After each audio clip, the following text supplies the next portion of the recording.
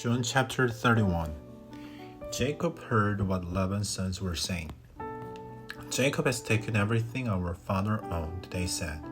He has gained all this wealth from what we belonged to our father. Jacob noticed that Laban's feelings toward him had changed. Then the Lord spoke to Jacob. He said, "Go back to your father's land and to your relatives. I will be with you." So Jacob sent word to Rachel and Leah. He told them to come out to the fields where his flocks were. He said to them, "I see that your father's feelings toward me have changed, but the God of my father has been with me. You know that I worked for your father with all my strength, but your father has cheated me. He has changed my pay 10 times. In spite of everything that's happened, God hasn't let him harm me." Sometimes Laban would say, "The speckled ones will be your pay." Then all the flocks had little ones with the speckles. Or other times he would say, "The striped ones will be your pay." Then all the flocks had little ones with the stripes. So God has taken away your father's livestock and given them to me. Once during the mating season I had a dream. In my dream I looked and saw male goats mating with the flock. The goats had the stripes, speckles, or spots. The angel of God said to me in the dream, "Jacob." I answered, "Here I am." He said, "Look around you, see the male goats mating with the flock. All of them have striped speckles or spots. That's because I have seen everything that Laban has been doing to you. I am the God of Bethel. That is where you poured olive oil on a sacred stone. There you made a promise to me. Now leave this land, go back to your own land." Rachel and Leah replied, "Do we still have any share of our father's property? Doesn't our father think of us as outsiders? First, he sold us. Now he has used up what he was paid for us. All the wealth God took away from our father really belongs to us and our children. So do what God has told you to do." Then Jacob put his children and wives on camels. He drove all his livestock ahead of him. He also took with him everything he had acquired in Padan Aram. He left to go to his father Isaac in the land of Canaan. Laban had gone to clip the wool from his sheep. While he was gone, Rachel stole the statues of the family gods and belonged to her father. And that's not all. Jacob tricked Laban and Aramean. He didn't tell him he was running away. So Jacob ran off with everything he had. He crossed the Euphrates River, and he headed for the hill country of Gilead. On the third day, Laban was told that Jacob had run away. He took his relatives with him and ran after Jacob. 7 days later, he caught up with him in the hill country of Gilead. Then God came to Reuben and the Aramean in the dream at night. He said to him, "Be careful, do not say anything to Jacob, whether it is good or bad." Jacob had set up his tent in the hill country of Gilead. That's where Laban caught up with him. Laban and his relatives camped there too. Laban said to Jacob, "What have you done? You have tricked me. You have taken my daughters away like prisoners of war. Why did you run away in secret and trick me? Why didn't you tell me that I could have sent you away happily? We could have sung to the music of tambourines and harps. You didn't even let me kiss my grandchildren and my daughters goodbye. You have done a foolish thing. I have the power to harm you, but last night the God of your father spoke to me. He said, 'Be careful, do not say anything to Jacob, whether it is good or bad.' Now you have run away. You long to go back to your father's home. But why did you have to steal the statues of my gods?" Jacob answered Laban, "I was afraid. I thought you would take your daughters away from me by force. But if you find anyone who has the statues of your gods, that person will not remain alive. While our relatives are watching, look for yourself. See if there's anything of yours here with me. If you find anything belongs to you, take it." But Jacob didn't know that Rachel had stolen the statues. So Laban went into Jacob's tent and Leah's tent. He went into the tent of their 2 female servants, but he didn't find anything. After he came out of Leah's tent, he entered Rachel's tent. Rachel was the one who had taken the statues of the Laban's family gods. So she had put them inside her camel's saddle. She was sitting on them. Laban searched the whole tent, but he didn't find anything. Rachel said to her father, "I'm sorry, sir. I cannot get up for you right now, but don't be angry with me. I'm having my monthly period. So he searched everywhere, but he couldn't find the statues of his gods. Jacob was very angry with Laban. What is my crime? He asked. What have I done to you that you hunt me down like this? You have searched through all my things. What have you found that belongs to your family? Put it here in front of your relatives and mine. Let them decide between the two of us.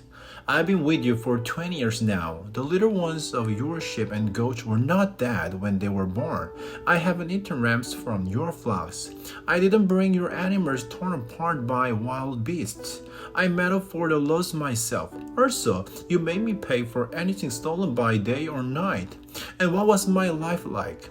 The heat burned me in the daytime. It was so cold at night that I froze. I couldn't sleep. That's what it was like for the 20 years I was living with you. I worked for 14 years to marry your 2 daughters. I worked for 6 years to get my share of your flocks. You changed my pay 10 times. But the God of my father was with me. He is the God of Abraham and the God of Isaac worshipped. If he hadn't been with me, you would surely have sent me away without anything to show for all my work. But God has seen my hard times. He has seen all the work my hands have done. So last night, he warned you. Laban answered Jacob, the women are my daughters, the children are my children, the flocks are my flocks. Everything you see is mine. But what can I do today about these daughters of mine? What can I do about the children they have had?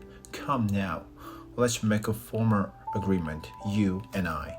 Let it be with witness between us. So Jacob set up a stone as a way to remember. He said to his relatives, get some stones. So they took stones and put them in a pile, and they ate there by it. Laban named the pile of stones Jegar Shahadutha. Jacob named it Gilead. Laban said, this pile of stones is a witness between you and me today. That's why it was named the Gilead. It was also called Mizpah. That's because Laban said, may the Lord keep watch between you and me when we are away from each other. Do not treat my daughters badly. Don't get married to any woman besides my daughters. There isn't anyone here to see what we are doing. But remember that God is a witness between you and me. Laban also said to Jacob, here is the pile of stones, and here is the stone I have set up. I have set them up between you and me. This pile is a witness, and this stone is witness. They are witnesses that I won't go past this pile to harm you. And they are witnesses that you won't go past this pile and this stone to harm me. The God of Abraham and Nahor is also the God of their father. May their God decide which of us is right. So Jacob made a promise using the name of the God his father Isaac worshipped. He offered a sacrifice there in the hill country, and he invited his relatives to a meal. After they had eaten, they spent the night there. Early the next morning, Laban kissed his grandchildren and his daughters. He gave them his blessing. Then he left and returned home. Genesis chapter 32. Jacob also went on his way. The angels of God met him. Jacob saw them. He said, this is the army of God. So he named that place Mahanaim. Jacob sent a messenger ahead of him to his brother Esau. Esau lived in the land of Shil. It was also called the country of Edom. Jacob told the messengers what to do. He said, here's what you must tell my master Esau. Your servant Jacob says, I've been staying with Laban. I remained there until now. I have cattle and donkeys and sheep and goats. I also have male and female servants. Now I'm sending this message to you. I hope I can please you. The messengers came back to Jacob. They said, we went to your brother Esau. He's coming now to meet you. He has 400 men with him. So Jacob was very worried and afraid. So he separated the people with him into 2 groups. He also separated the flocks and herds and camels. He thought Esau might come and attack one group. If he does, the group that's left can escape. Then Jacob prayed, you are the God of my grandfather Abraham. You are the God of my father Isaac. Lord, you are the one who said to me, go back to your country and your relatives, then I will give you success. You have been very kind and faithful to me, but I'm not worthy of any of this. When I crossed this Jordan River, all I had was my walking stick. But now I have become two camps. Please save me from the hand of my brother Esau. I'm afraid he will come and attack me and the mothers with their children. But you have said, I will surely give you success. I will make your children as many as the grains of sand on the seashore. People will not be able to count them. Jacob spent the night there. He chose a gift for his brother Esau from what he had with him. He chose 200 female goats and 20 male goats. He chose 200 female sheep and 20 male sheep. He chose 30 female camels with their little ones. He chose 40 cows and 10 bulls. And he chose 20 female donkeys and 10 male donkeys. He put each herd by itself.